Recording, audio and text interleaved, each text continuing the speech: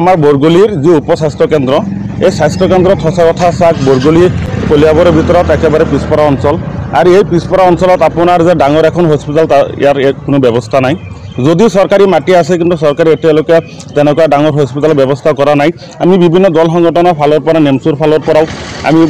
বহুতবাৰ দাবী জনাইছোঁ কিন্তু তেনেকুৱা ডাঙৰ বিচনাযুক্ত এক হস্পিটেলৰ ব্যৱস্থা আজিলৈকে স্বাস্থ্য বিভাগে কৰা নাই আজি চাওক এই হস্পিটেলত যোনখন আপোনাৰ ডক্টৰৰ দায়িত্ব দিছে এই ডক্টৰজনে আপোনাৰ সপ্তাহত এবাৰ বা দুবাৰ মাহত 3 বাৰ বা 4 বাৰ আহে আৰু আহি পেলাই আপোনাৰ মাজে মাজে ডিউটি কৰে ৰেজিষ্টাৰত সহি কৰি পেলাই তেখেতৰ যি দায়িত্ব সেই দায়িত্ব পালন কৰি শেষ কৰি গুচি যায় এতিয়া চাওক আমাৰ মানুহবিলাক আহি পেলাই হস্পিটেলত বহি থাকে কোনো ধৰণৰ ডক্টৰৰ সুবিধা নাপায় আমাৰ যি বেমাৰীসকল আহে বেমাৰীসকলৰ যি ঔষধ সেইখিনিও নাপায় আৰু বিশেষকৈ যোনখিনি ঔষধ আনে এই সময়মতে ডক্টৰ নথকাৰ কাৰণে সেই মেডিচিনখিনি আপোনাৰ এক্সপায়াৰ হয় লাষ্টত মানে পেলাই দিয়ে আপোনালোকে চাব পাৰিব পিছত ডাষ্টবিন এটা আছে ইমান ঔষধ তাত পেলাইছে এই ঔষধখিনি আনি পেলাই যদি আমাৰ দুখীয়া ৰাইজক বিতৰণ কৰিলে হয় দিলে হয় হয়তো বহুত উপকাৰ হ'লে হয় কিন্তু এই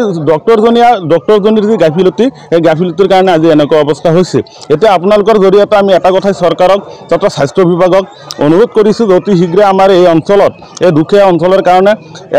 এজন ডক্টৰৰ ব্যৱস্থা কৰি দিয়া যেন আৰু লগতে আমি দাবী জনাইছোঁ যে আমাৰ এই অঞ্চলত ডাঙৰ এখন হস্পিটেল লাগে তাৰ কাৰণে দাবী জনাইছোঁ আৰু যিজন ডক্টৰজনীয়ে ইয়াত যিহেতু ভালকৈ আপোনাৰ দায়িত্ব গ্ৰহণ কৰিব পৰা নাই দায়িত্বভাৰ ল'ব পৰা নাই যদি তেখেতৰ কিবা প্ৰব্লেম আছে তেখেতক ইয়াৰ পৰা ট্ৰেন্সফাৰ কৰাই বেলেগ এজন ডক্টৰ দি কিনে আমাৰ এই অঞ্চলত যাতে দুখীয়া ৰাইজৰ সুচিকিৎসাৰ কাৰণে সুব্যৱস্থা কৰি দিয়ে তাৰ কাৰণে আমি দাবী জনাইছোঁ